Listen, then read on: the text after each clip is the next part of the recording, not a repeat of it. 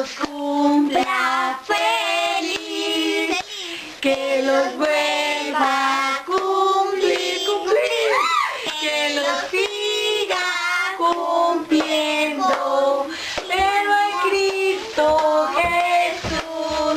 1, 2, ¿cuántos son? 3, 4, ¿cuántos? 5, 6, 7, 8, 9, 10, 11, 12, 13, 14, 15.